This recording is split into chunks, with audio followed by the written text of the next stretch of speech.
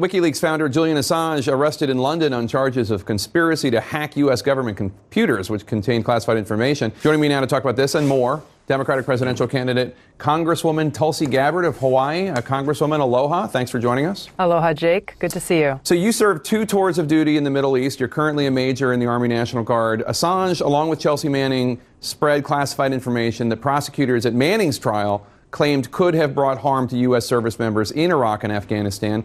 Do you agree with that? And what do you think about Assange's extradition and prosecution in the U.S.?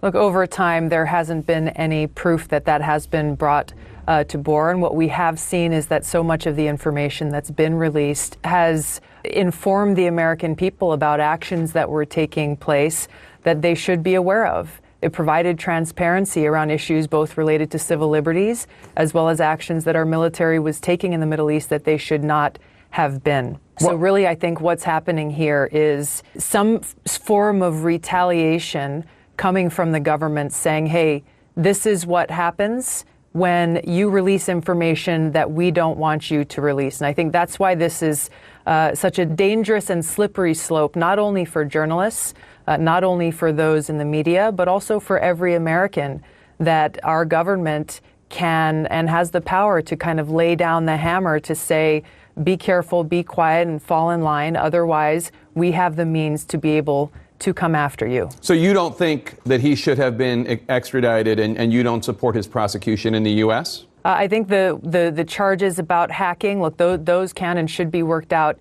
in the court of law. My point is that I think there's a bigger issue at play here.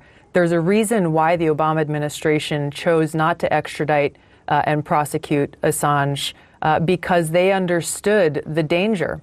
They understood the danger of the government coming in and controlling essentially what information is and is not being released. We can go back to the release of the Pentagon Papers as an example.